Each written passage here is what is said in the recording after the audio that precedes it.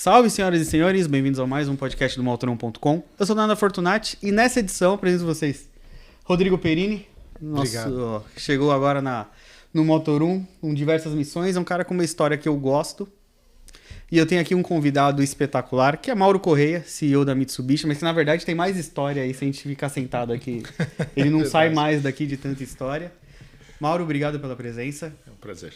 E por que eu queria trazer o Mauro, né, Rodrigo? Primeiro, a gente viu a movimentação da Mitsubishi nos últimos meses, né? A marca cresceu, você trouxe muita coisa, você mudou muita coisa, negociou muita coisa. Eu lembro que quando eu falava até com o Gabriel, que a gente falava de toda montadora subindo o preço, você fez uma ação de redução de preço na linha e a marca cresceu, né? E eu acho muito interessante o que você está fazendo. Você trouxe uma vida para a marca que muita gente achou que estava até um pouquinho apagada, né? Como é que funcionou primeiro? Já vou começar com uma pergunta. Como é que funcionou para você conseguir isso, né? Essa mudança na Mitsubishi? Olha, a Mitsubishi tem um time espetacular. Os executivos que estão dentro da empresa são executivos comprometidos, são executivos que conhecem do negócio e que sabem muito bem onde querem chegar. Nós, sim, fizemos algumas reformulações, nós mexemos no departamento comercial, mas acho que um grande ponto foi trazer para a área comercial um profissional que não era de montadora, que era de varejo, e que tomava conta de um volume de lojas de varejo muito grande, então que conhece bem o que é a ponta. Aí isso ajudou bastante, e ele veio também com o objetivo de tomar conta da área da nossa corretora de seguros e outras atividades nossas. Então, quando ele veio, nós discutimos muito isso. E o nosso ponto foi, não vamos baixar preço, vamos reposicionar os carros, que é diferente. Sim. Você brigar por preço, baixar preço, é muito complicado, porque o carro tem um valor. Sim. Quando você começa a reduzir muito o preço do carro para poder fazer volume, você nunca mais volta para o valor original, você está matando a perpetuidade da empresa. Então, nós estudamos muito bem aonde cada carro precisaria estar, quanto isso traria de volume adicional, quanto isso reduziria o nosso custo na operação e como isso daria uma perpetuidade a esse processo. Tanto que o carro que nós focamos mais foi na Eclipse, nós subimos de janeiro a agosto desse ano 164% as vendas da Eclipse. Fizemos a mesma coisa depois na Pajero, nós estamos com um crescimento de 33%. Sim. E no total de janeiro a agosto, nós estamos com um crescimento de quase 40%, dá 39%. Mas isso tudo foi feito com esta equipe que já estava lá, que tem um conhecimento monstruoso, uma pequena diferença, motivação e liberdade de atuação. E como é que é a relação com o Japão? Na verdade, duas curiosidades que muita gente tem, né? Como é que é a relação da Mitsubishi, da HPE, né, que toca Suzuki Mitsubishi? Como é que é a relação que hoje tem o grupo Renault-Nissan, né, que a Mitsubishi faz parte no exterior? E como é que o Japão vê a operação brasileira? Nós trabalhamos bastante nesse último ano e meio com os japoneses.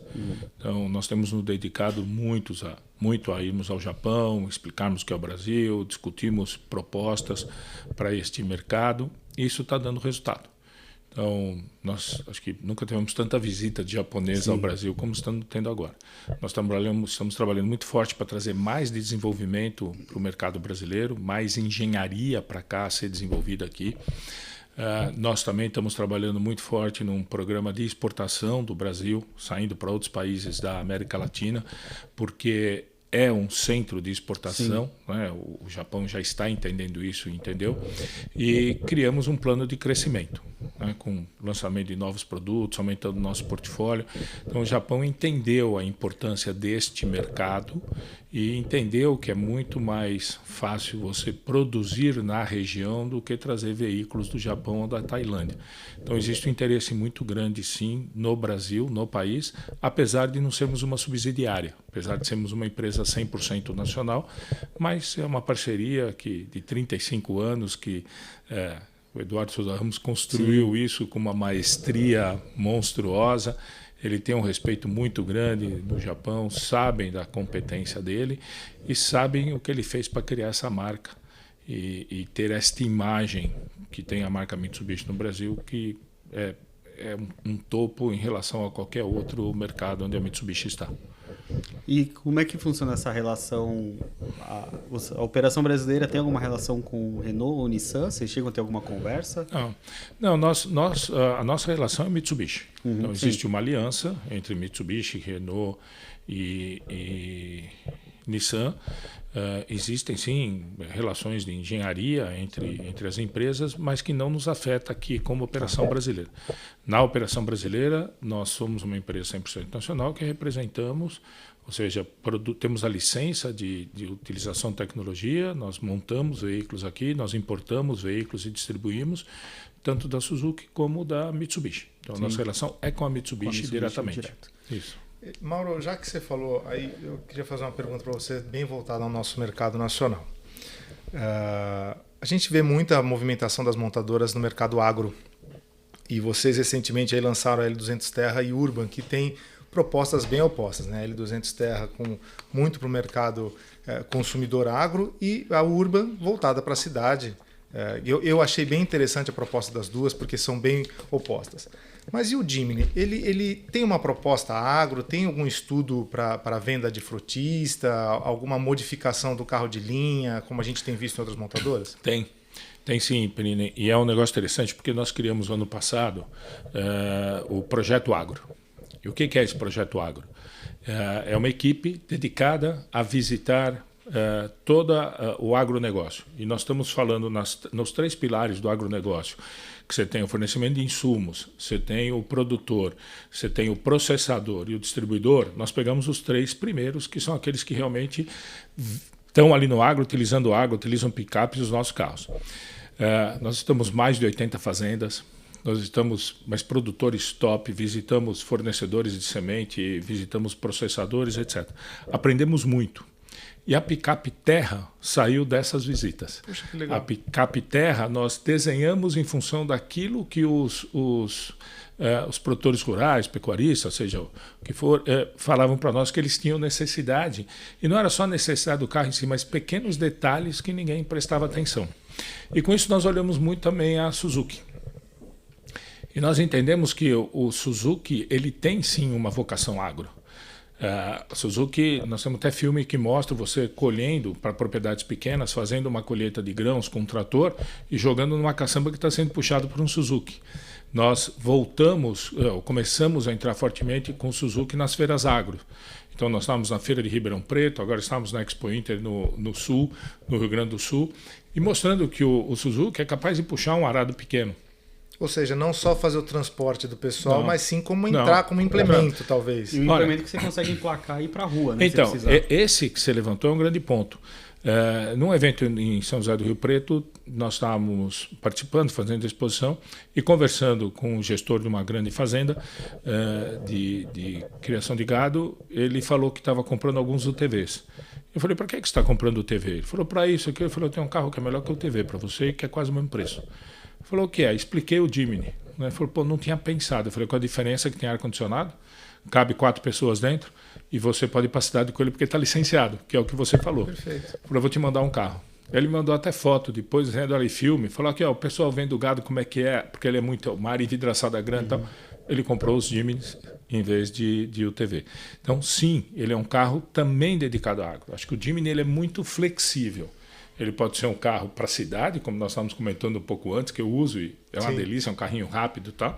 Ele é um carro de aventura, ele é um carro de off-road, bravo, né? Ele é forte porque ele tem um wheelbase curto, ele tem a largura, ele não é muito largo, tem 4x4, tem reduzida, é cabine sob chassis, não é monobloco, então ele aceita muito bem a torção, etc. Passa em área alagada tranquilamente. Passa sem nenhum problema. E ele tem também uma vertente aqui do agro. Então é um carro sim que nós estamos trabalhando para o agro. Então está investindo bastante nessa linha, não só com as L200 Mitsubishi, mas também com o Jimny, o Sierra. Com o Sierra. Muito legal.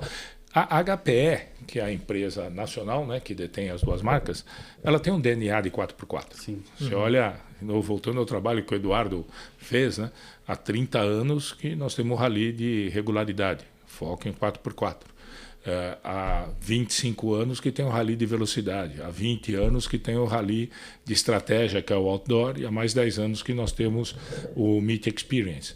Então, isso tudo é o DNA da marca, é um DNA da liberdade, da união da família, de durabilidade, e aquele DNA do produto que você usa, tanto lavadinho bonitinho para ir num restaurante ou ir num casamento, mas quando você quer falar, eu quero ir passar o dia no mato, você vai pegar esse carro e vai chegar lá. Então esse sempre foi o nosso DNA, né? E o Jimny faz parte dele também.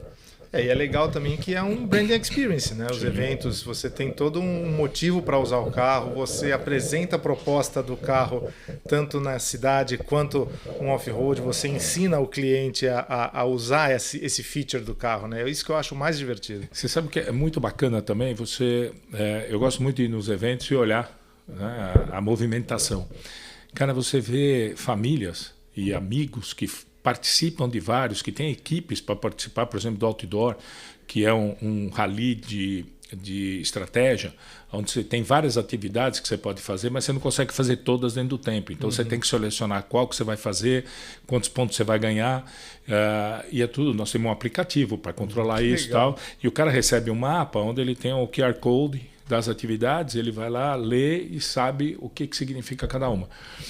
E você vê, esses amigos da família pegam o mapa, põe prende em cima de uma base que ele já leva, com isopor ou madeira, fazendo a estratégia. Mas assim, você vê molecada de 9 anos, 10 anos, 13, dando palpite, querendo ir buscar isso, sabendo o que é. Então, cara, é uma união de amigos e família muito interessante, muito importante. Você faz alguma coisa que não é só ter um produto. Quando você compra um produto Mitsubishi, você compra vários atributos. E um deles nós consideramos muito forte, é a tua liberdade, a tua experiência com a família e a tua possibilidade de viver coisas que você não consegue viver com outro carro. Porque muita gente compra o carro e nem sabe o que o carro faz, né? Não. Você não tem oportunidade de levar. Eu já fiz acho que umas 3 ou 4 vezes o regularidade da Mitsubishi. E na verdade acho interessante, né? Porque o Rodrigo tem uma história com o Suzuki, né? Um projeto que ele fez. E eu passei 1 ano e meio da minha vida no pós-vendas da Mitsubishi. Eu trabalhei com pós-venda. Então, tipo, a gente tem até um carinho com a marca. E uma coisa que me chamava muito minha atenção era que o cliente Mitsubishi era muito fiel. O que eu vi de gente entra 200, sai 200. Eu peguei a época de Lancer e SX. Entra Lancer, sai Lancer, entra SX, sai SX, TR4. Como é que tá hoje isso dentro da marca? Porque a gente não pode negar. Tem agora uma concorrência muito mais forte, né, do que, por exemplo, na época que eu trabalhei lá, a concorrência era muito menor. E hoje tem o boom das chinesas e tudo mais. Como é que tá hoje a sua visão dessa relação das chinesas e como é que tá a Mitsubishi nessa... A gente até viu, né? Vocês mexeram até em preço de revisão e tudo mais para não só atrair, mas manter um cliente, né, dentro da casa. Olha, a nossa fidelidade continua em 60%, acima de 60%, que é um número espetacular. Muito bom. Os chineses estão vindo forte, estão, sem sombra de dúvida, nós não podemos criticar carro chinês e etc. Eu, na minha vida pregressa, vivi com chineses. Né? Acho que trouxe a primeira marca forte para o Brasil, chinesa. Então, não tenho o que criticar. Lógico que a marca japonesa tem uma preocupação muito maior de durabilidade, né, reliability, né, de você ter garantia de que o teu carro não vai falhar, que vai durar muito, que isso te dá valor de revenda, etc. Mas eu tenho muito claro, e acho que a marca, o que me atrai muito nessa marca, nas duas, é isso. Nós não estamos brigando por um produto, nós não estamos vendendo um carro. O teu grande desafio é quando um cliente entra na tua marca, entender que tipo de atributo ele veio comprar. E você tem que oferecer essa experiência. O nosso ponto principal, nós estamos acabando de desenvolver um e-commerce, que vai ser o mais completo do mercado, mas que a nossa grande preocupação não foi colocar um e-commerce no mercado, mas foi sim desenvolver qual é a jornada do consumidor dentro de uma aquisição eletrônica, né? Dentro de um e-commerce, que é muito diferente do que eu vou dizer. Eu tenho aqui, você pode comprar, mas você tem que ir na revenda para fazer isso, para fazer aquele outro. Então, nós sempre procuramos muito isso, que é a experiência do consumidor. Então, o chinês vem, forte, vem, mas nós vendemos alguns atributos que não é toda marca que consegue. Você pode procurar no mundo, você não vai achar uma marca que consegue até mais de 30 anos um rally monomarca de regularidade. É o maior rally de monomarca de regularidade do mundo. Vários tentaram. tentaram, inclusive aqui no Brasil. O Meet Experience, mais de 10 anos, você não vê uma marca que tem isso forte. O Outdoor, como eu te falei, 20 anos. Nós temos o maior rally de velocidade monomarca da América Latina. Nós temos quase 80 carros no grid. Isso há 25 anos. Então, é persistência naquilo que nós achamos que é uma experiência que o consumidor gosta. Agora, qual é o grande desafio? É você estourar a bolha, que é o que está acontecendo agora. Você tem que trazer mais gente para dentro desse mundo. E eu acho que cada vez mais o consumidor está procurando a experiência. Ele não quer só um carro que leva de A para B, né, e que me traga de volta, mas o que mais eu posso fazer com isso? Qual a experiência de eu estar dentro daquela marca? Como é que eu me junto a uma tribo, vamos chamar assim, né, de pessoas que gostam da mesma coisa que eu gosto, e eu posso utilizar esse produto para fazer isso, mas além disso eu também posso usar esse produto no dia a dia. Então nós continuamos com este foco. Como eu comentei, não dá para brigar em preço só. O mercado não é só preço. Uma hora isso acaba. Tá? O que nós temos é que ter consistência naquilo que nós oferecemos para os nossos consumidores. E esse é o nosso grande foco e trabalho. E Mauro, eu acho que você falou uma coisa bem importante aí, que era uma das minhas perguntas. Como você veio da Caoa, teve esse contato com os chineses, e a gente está vendo uma grande entrada de marcas novas no mercado brasileiro, qual que você acha que é o maior desafio dessas novas marcas que estão chegando? Olha, acho que eles têm uma estratégia interessante, tem um governo por trás. Isso é uma estratégia de governo na China, não é uma estratégia de marca a marca. Tanto que você vê que todos vêm mais ou menos com o mesmo perfil. Não podemos esquecer que a China tem 5 bilhões de capacidade, né? 50 milhões de capacidade de produção de veículos. E eles chegaram a 28, estava esperando chegar a 30, não conseguiu, caiu para 25. E hoje tem muito claro uma definição do governo de quantos que eles têm que exportar para encher aquilo, para encher a capacidade, para gerar emprego, etc. Então, o que eu vejo é que eles vêm em bloco, né? E vão se consolidar. Depois é que eles vão começar a brigar entre eles. Mas eu acho que da quantidade que está vindo, não são todos que sobreviverão. Não dá para você ter um tamanho tão grande. De repente nós vamos entrar com 15 marcas a mais no mercado. O mercado brasileiro talvez não consiga absorver tudo isso. Consegue absorver tudo isso. E as outras marcas também não vão ficar para trás. E as que estão aqui vão também ter que se mexer, né? Estão se mexendo. Então, eu acho que vem um boom, mas ele vai em algum momento acomodar. Né? Em algum momento vai dizer, essa fica, as outras não vão conseguir competir. Então o maior desafio vai ser o futuro, então, delas começarem a disputar entre si os filões do mercado. E para as que já estão? Qual é o maior desafio hoje? Hoje, para as que já estão, é realmente mostrar qual é o seu perfil, qual é o seu DNA. Mostrar por que você está aqui, o que tua marca te traz, o que essa marca está trazendo para o consumidor. Porque senão vai virar commodity. O carro é a segunda maior compra que o brasileiro faça. A primeira que ele procura é a casa própria, a segunda é o carro. Perfeito. E a paixão pelo aquele produto. O brasileiro tem paixão por automóvel. Você vê nos olhos, como nós estamos conversando aqui, eu vejo brilhar os olhos de vocês quando nós falamos em automóvel, não é? Quando você fala em competição e tal. Então, você tem que dar alguma coisa para esse consumidor. Se for por commodity, é aquele cara que só quer o carro de A para B e volta. Então, além de você falar de economia, de combustível, disso, daquilo, você fala, o que mais você está entregando para esse consumidor? Aqueles que conseguirem mostrar isso, inclusive os chineses, eu acho que sobrevivem. Aquele que veio só para brigar pelo preço, ele vai parar um dia, porque aí você começa a afetar valor de revenda, você começa a afetar um monte de coisa, e o Brasil é um país complexo. Não podemos esquecer que você fazer um voo de Porto Alegre até Boa Vista, ele demora quase 30 minutos a mais do que de Londres a Moscou. Sim. Ou do que de Lisboa a Moscou. E com uma diversidade de terrenos, de clima, de geografia, de cultura monstruosa. Então também não é fácil você entrar num país e conseguir fazer uma operação que vá realmente atender como se deve o consumidor. Eu acho que vai haver uma acomodação sim no futuro, vão estar aqui, os chineses vêm, eles hoje são um grande player no mundo, todo mundo está preocupado com eles, mas também não é que vão dominar e acabar com os outros, né? Vão achar o seu espaço dentro do nosso mercado. E qual que é a sua visão dos incentivos? Porque assim, né, existe também ali diversas visões sobre incentivo, né? Que pode ser bom, que pode ser prejudicial. Recentemente teve uma grande discussão sobre a volta do imposto de importação para eletrificados. Qual que é a sua visão desse cenário? Olha, isso para mim é muito qual é a política governamental, o que o governo está esperando.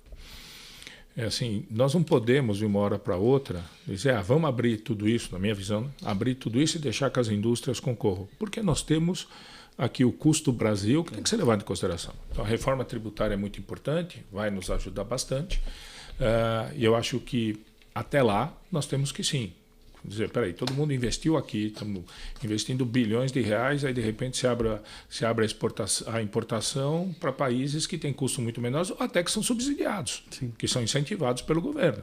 Então, incentivo é normal no mundo. Nós só precisamos saber controlar isso. Agora, quando você vem para dentro do Brasil, o incentivo sempre foi importante para você descentralizar a industrialização, né? A Ford, onde o seu pai trabalhou também, eu trabalhei muito tempo, eu fui o responsável pelo projeto de Camaçari. Comecei no Rio Grande do Sul, fui para Camaçari. Então, o Amazon, né? O Amazon. Grande Amazon. Eu era o líder desse projeto. Cara, eu participei de tudo, até entender qual era a necessidade do incentivo fiscal, porque senão não dava para ir para outra região que não fosse São Paulo, estado de São Paulo. Você começa a ter custo logístico muito grande, 60%, 70% do consumo estava na região sudeste, etc. Quando você olha tudo isso, você fala, não fecha a conta e ir para lá. Então, se você precisa de um desenvolvimento regional, o incentivo é importantíssimo. Me lembro muito bem que a Land Rover estava fazendo uma fábrica na Inglaterra, quando nós começamos a estudar, e tem incentivo fiscal da Inglaterra, os incentivos deles. Muita gente acha que lá fora não existe isso. Existe. É verdade. Cara, olha só, nós concorremos, tem 2 picapes só que são produzidas no Brasil.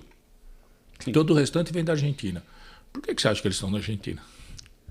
Porque tem incentivo fiscal. Sim. Não é? E o Milei até aumentou um pouco o incentivo, não sei se ainda continua, logo depois que ele entrou, para fomentar a produção. E para exportar, você tem drawback, etc., sim, que faz parte do jogo. Não é? E o cara exporta para o Brasil num custo muito competitivo. Então, o incentivo existe para desenvolvimento. Sim. Se você não tomar cuidado, você desindustrializa o teu país e vai virar como a Austrália, que só importa e não produz nada. O que vocês olham na hora de decidir esse investimento? De confirmar, falando, não vamos investir, não vamos segurar, vamos esperar. Porque muita gente acha que o investimento vem, né? Muita gente acabou achando, anunciar investimento por causa de posição governamental, não sei o quê. Na verdade, não é isso, né? Esse investimento, ele foi anunciado e depois nós começamos a desenvolver o plano de crescimento. Então, nós olhamos o potencial de exportação, nós olhamos o potencial de trazer novos veículos, nós olhamos o potencial da marca para crescer. E se faz necessário, para que isso tudo aconteça, fazer um investimento que nós anunciamos de 4 bilhões de reais.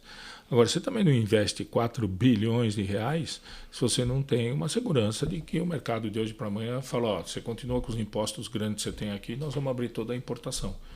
Aí não faz sentido fazer o investimento. Claro. Eu tiro o pé fora e falo, vamos fazer o seguinte, para de produzir aqui e vamos importar. Nós temos uma marca que fez isso. Sai daqui e agora só exporta. Não é? E está fazendo dinheiro. Então, tudo isso nós colocamos na balança. Nós, depois que estava andando, falamos, realmente vamos renovar o incentivo, então vale a pena para nós fazermos esse investimento, porque isso faz também parte do nosso plano para não termos mais incentivo a partir de 2031, 32, não sei agora direito quando acaba. Então faz parte do jogo, mas nós olhamos todos esses detalhes. E falando em investimento, falando em carros novos, que é o que acho que a gente sempre gosta de perguntar, eu tenho uma perguntinha diferente. O Swift está sendo eletrificado lá fora. E hoje existe uma ansiedade em saber qual vai ser o primeiro carro menor, né? Um sedã, um hatch de entrada, vamos colocar assim, que vai ser o eletrificado. O Swift tem plano de vir eletrificado para o Brasil?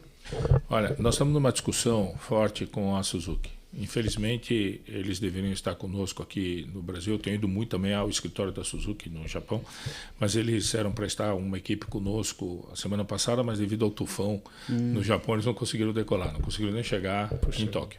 Mas eles vão estar aqui dia 19 e 20. Então, nós estamos discutindo, não temos nada fechado ainda, mas é uma opção. Nós estamos olhando todos os carros que eles estão eletrificando. A Suzuki tem um portfólio muito interessante, que é muito carro produzido na Índia. Então, com a Suzuki, nós estamos fazendo a mesma discussão que fizemos com a Mitsubishi, mas não temos nada ainda firmado, nada ainda acertado. Mas pode ser uma opção. Eu preciso só analisar melhor o carro, discutir com eles, mas pode ser. Tá? E o Jimny, desculpa, o Swift é um carro muito versátil, né? Ele já teve aqui no Brasil, lá fora, aliás, ele teve no Brasil acho que em dois ou três períodos, né? Lá atrás com 90 anos 90 e depois nos anos 2010 eu acredito. E é um carro bacana, com uma pegada esportiva, então por isso que eu acho ele bem interessante para o nosso mercado, porque ele atinge um range grande, né? E ainda eletrificado, seria um carro, como eu falei, um pequeno, de entrada, talvez interessante aí. Então, vamos aguardar novidade, então. Não, mas temos que pensar também que não é um carro que vai vir para concorrer com os carros de entrada, né? Perfeito. Ele é um pequeno para versatilidade do consumidor. Tá?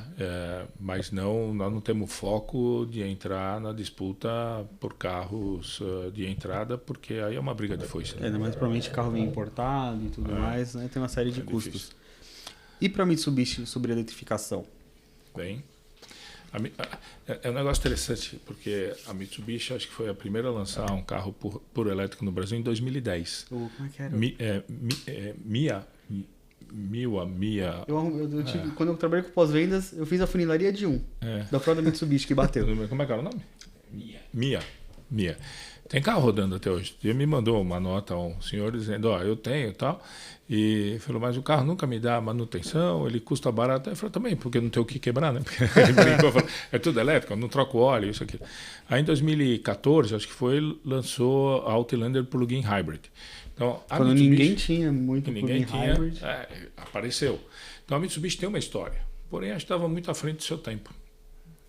Não existia a pressão que tem hoje, e às vezes até uma pressão com falta de conhecimento do que é realmente aquele carro que do poço à roda tem a menor geração de carbono. Nós estamos procurando a redução do consumidor também, né? Era uma novidade muito forte. Grande. Né? Então, não existia isso, nem existia essa pressão. E o que eu digo, né? Ainda existe essa pressão, mas não se discute claramente quem está reduzindo o carbono ou não. Verdade. Olhando todo o processo, desde a produção de veículos, a produção do combustível, etc. E nós temos um combustível, né, renovável, que é o álcool. Então, não se olha muito isso. Porém, sim, continuou, estamos desenvolvendo e o ano que vem nós vamos ter o nosso primeiro plug-in hybrid no mercado. Puxa, que legal. E você falou de etanol, motores Turboflex estão em desenvolvimento? Sim, também estamos discutindo muito isso. Nós já desenvolvemos carros flex no Brasil, né, com desenvolvimento aqui, e esse é a nossa grande discussão agora com a Mitsubishi, que é vamos trazer mais desenvolvimento para o Brasil. Para trazer mais desenvolvimento para o Brasil, não estamos falando só de fazer flex, mas entre outros desenvolvimentos. O Brasil ele tem uma base de desenvolvimento muito forte. Hoje você tem campo de provas, como é o de Tatuí, que estão abertos para o mercado, você pode contratar horas. Você tem laboratórios espetaculares, como é o próprio laboratório do Gandini. Você tem um campo de provas da Randon, você tem um campo de provas da Bosch, você tem da Pirelli, você tem Goodyear, você tem várias opções disponíveis no Brasil e você tem engenharia no Brasil. O Brasil, durante muito tempo, fez muita engenharia e tem competência aqui. Então dá para fazer mais coisas aqui. A engenharia brasileira é muito conhecida pela versatilidade, né? Sim. Elogiam muito isso no exterior. Como engenheiro brasileiro, ele lida com as coisas muito bem, ele consegue ali alguns desafios que tem engenheiro do exterior que não consegue, né? Você tem que ter flexibilidade para viver no Brasil, né? Para viver, né? Não é para amador isso aqui. Não é uma brincadeira. Não é uma brincadeira. Tem que ter. Agora, Mauro, eu queria te fazer uma pergunta também aí, muito mais sobre você. Você passou aí por grandes indústrias como Ford, Caoa, Volks, Nokia.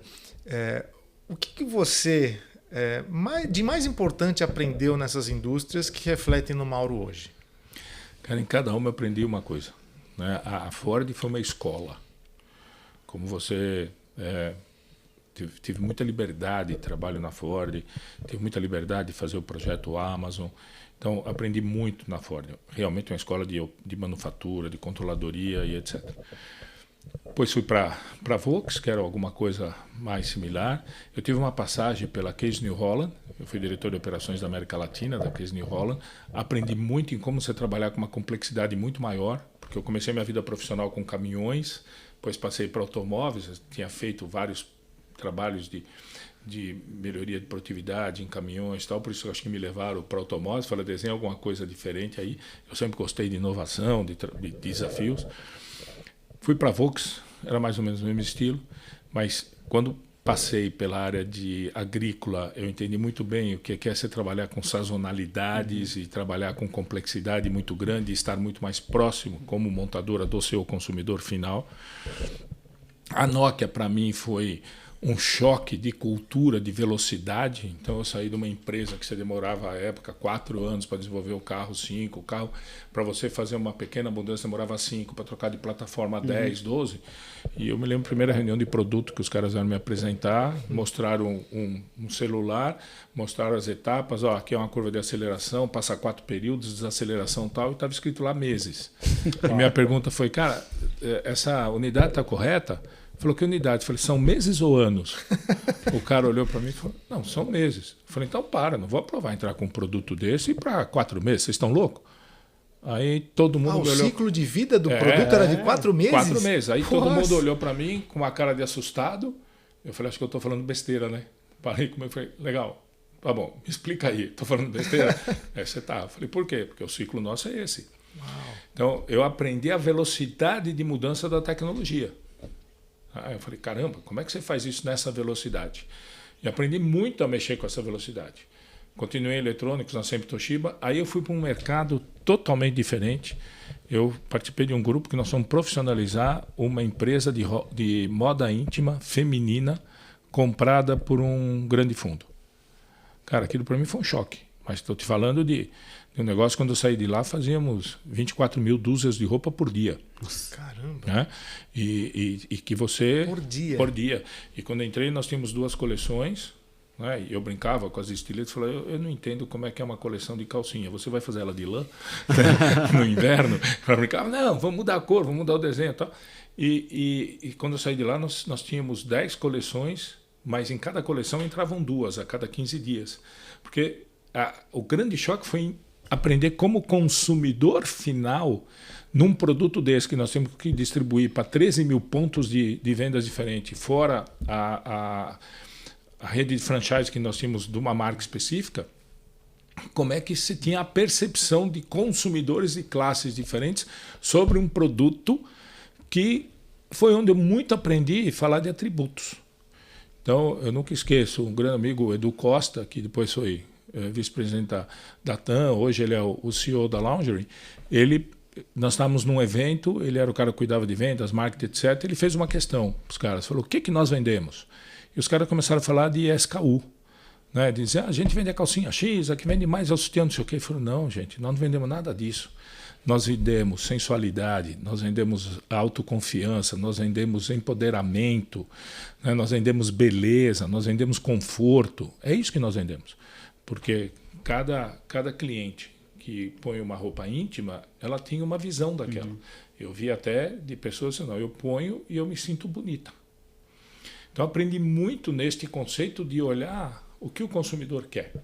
E aí, o mais interessante, depois vim para 2 empresas nacionais, né, que aí é outro mundo.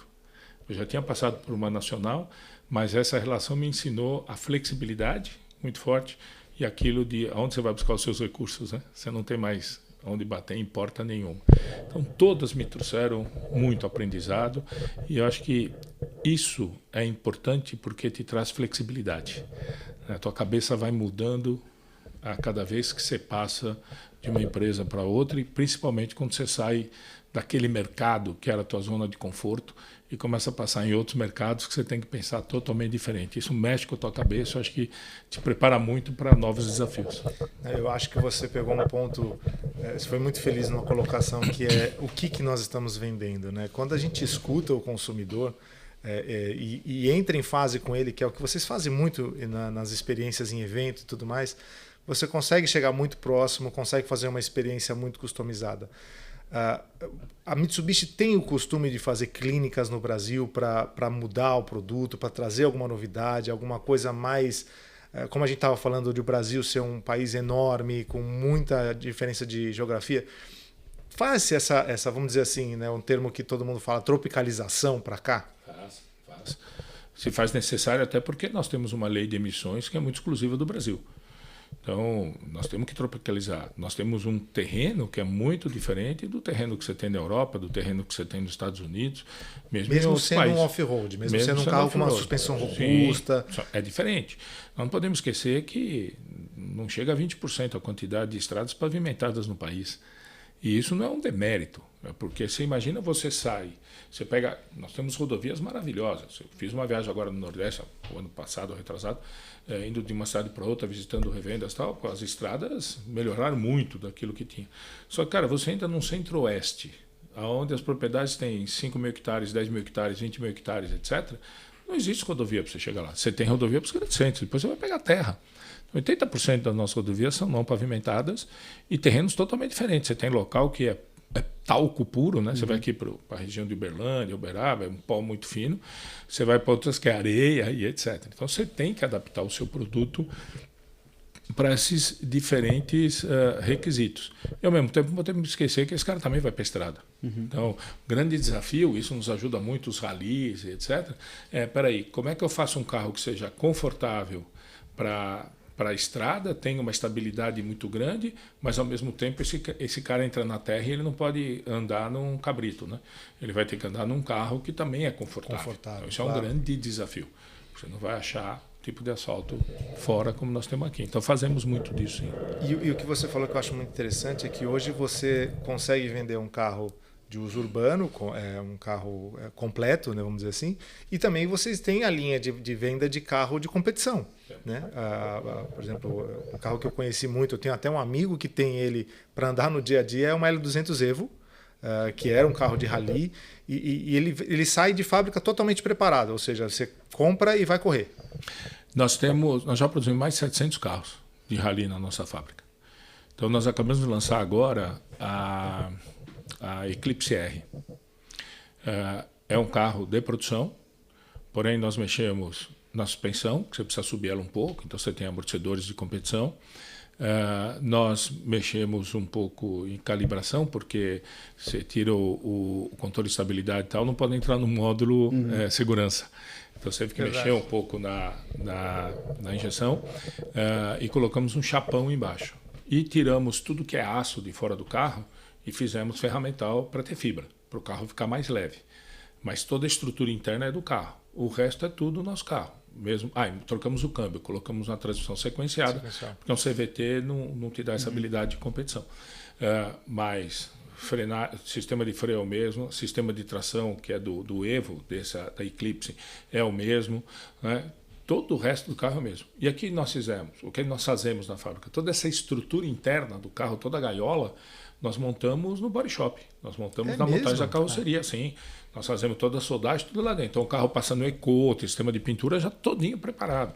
Você faz todos os chicotes novos que precisam fazer, etc. O painel é o mesmo, mas você tem que colocar algumas informações adicionais, são equipamentos adicionais que você coloca para o navegador, para o próprio piloto, né? Até como ele olha a rotação, ele não vai olhar aqui, ele olha uma luz vermelhinha, verde e amarela que está passando do lado esquerdo aqui. Então nós fazemos essa, mas o carro é o mesmo. A picape é a mesma, mas toda a estrutura fazemos dentro. Além disso, nós somos a única montadora que fazemos toda a transformação de veículos para utilizações especiais, como polícia, corpo de bombeiro, aeronáutica, marinha e tal, dentro de casa. Dentro de casa? Dentro de casa. O cara compra o carro, é esse carro, o que é que você precisa? Preciso disso, disso, aquilo. A nossa engenharia, além de fazer desenvolvimento de produto, dos produtos para o mercado brasileiro, ele faz o desenvolvimento de todas as adaptações e é feito dentro de casa. Qual é o nosso maior objetivo? Não desmontar um carro para transformá-lo num carro que ele nasce para isso. Ele nasce para isso dentro da linha. Nós vamos fazer um chicote correto, nós vamos fazer tudo certo. Instalamos tudo dentro de casa para garantir a qualidade do produto. Então, por isso que o carro, quando um órgão governamental vai leiloar, vai vender, o nosso carro tem mais valor, porque o carro está inteiro. Né? O cara está resistente para isso. E além disso, nós temos outros desenvolvimentos que fazemos com a Spinelli Racing, que é a nossa equipe, que nós voltamos o ano passado oficialmente para o Rally dos Sertões com uma equipe Mitsubishi, mas com o carro antigo que nós tínhamos, e desenvolvemos no ano passado um carro que foi competir agora, mas que infelizmente não deu nem tempo de testar, porque foi muito rápido o desenvolvimento. Mas o objetivo de participar dessa competição era para isso. Mas, cara, o Giga trouxe, tirando um dia que nós tivemos um problema com o Cardan, que já era esperado, que não deu tempo de mexer no Cardan, mas que mexeu, foi embora, o Giga começou, ele fez o Giga, o Spinelli, né? O piloto, e com o navegador português, ele fez 7º, 6º, 5º, 4º e 4º. Legal.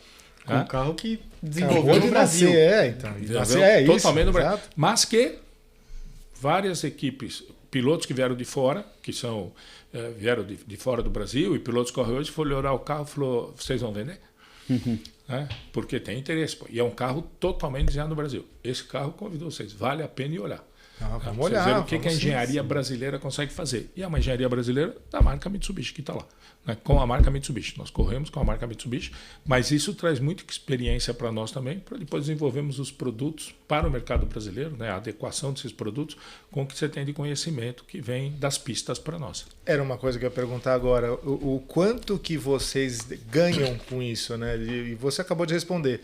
Muita coisa que vai para a pista acaba indo para campo, porque... para quem não sabe, né, quando vai se desenvolver um produto, você tem toda uma parte de testes, né? Então, eu acredito que vocês também devam usar alguns componentes para serem testados em competições para trazer isso para a linha. E conceitos também. Né? Os componentes, por exemplo, quando eu olho um motor de uma Eclipse R andando no rally, que é muito exigente, eu estou testando aquele motor de uma forma diferente. Você está falando de um rally de velocidade, com pó, com um monte de coisa, e o cara anda na rotação lá em cima. Você, barro, água, pó. E você sabe muito bem, você sentou no carro de rally, você põe o giro lá em cima e não pode deixar cair o giro. E vai trocando a marcha sempre com o giro lá em cima. Tá? O motor é muito exigido. Você vê o quanto dura. Nós corremos, nós fazemos rally de velocidade. E a maior quantidade de carros no Rally dos Sertões, de picapes que tinham lá, são Mitsubishi. Tirando os carros protótipos, como é esse que nós temos, o restante é quase tudo Mitsubishi, que está correndo no Rally dos Sertões. Inclusive, nós temos uma categoria nossa R, que os principais vão para o Rally do Sertão com os carros da Mitsubishi Cup. Então, estamos vendo esse teste. Quando põe no nosso Rally também, é uma picape normal. Então, sim, trazemos muita coisa do que é o Rally para dentro daquilo que nós temos que desenvolver para o mercado brasileiro. Então, eu vou aproveitar para encerrar uma pergunta que eu quero... Será que ele vai responder? L200, como que tá? Que a gente está vendo o carro camuflado. Esse carro protótipo que vocês correram, ela já tem o visual da nova L200. Como é que está o processo de testes dela e quando que ela chega? Estamos testando. Em breve anunciaremos. Mas sim, estamos testando.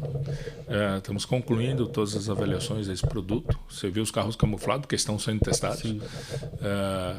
Mas ainda não está na hora de anunciar quando vem. Produção nacional? 100%. Olha que legal. 100% nacional. De cara, não vai? De cara. Isso é o nosso DNA, cara. De cara vem nacional. E vem novas novidades aí para o ano que vem. Ano que vem vai ser mais agitado. Mais agitado. Primeiro semestre vai ser mais agitado. Quantas novidades? Você pode falar pelo menos quantas vem para o ano que vem? Nós temos no total, incluindo o que vem para o ano que vem, né, incluindo os testes da L200, são três mudanças que nós vamos fazer.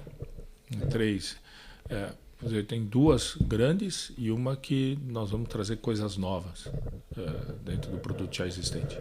Muito legal, muito legal. Mauro, obrigado. Obrigado pela entrevista, pela sinceridade, pelo papo, que foi legal, né? Foi super divertido. Um cara que tem uma história que eu acho que muita gente nem imagina, né? Que às vezes o cara que está hoje na Mitsubishi cuidou de um projeto gigante do que era da Ford, o Amazon, que foi extremamente importante, e fora a história que a gente estava falando aqui atrás, né? Tem bastante coisa, né? Mas é legal porque, como você contou aí, é uma trajetória brilhante, né? Obrigado. E eu acho que isso te desenvolve para você estar nessa posição. Esse conhecimento que você adquire com o tempo é muito legal. Muito obrigado aí pela tua presença. Eu que agradeço o papo. Eu acho que é sempre muito legal falar daquilo que nós gostamos e somos apaixonados. E é o que eu falo, quando você faz aquilo que você gosta, que os olhos brilham, você consegue se desenvolver muito. E foi legal aqui porque eu vejo os olhos de vocês brilhando quando nós falamos de veículo, falamos de competição. Isso é muito bacana. Muito obrigado. Obrigado, Mauro. Muito obrigado, Sr. Rodrigo. Muito obrigado. Aí estreia, né? Estreia. E se vocês querem ouvir o Mauro falando de competição, de Stock Car, entra lá no podcast do Motorsport, que o Eric vai conversar agora com ele sobre um pouco do que a gente falou aqui, mas agora um pouquinho mais profundo. Fica aqui meu abraço, vejo vocês em breve e até lá. Tchau, pessoal. Obrigado. Tchau, tchau.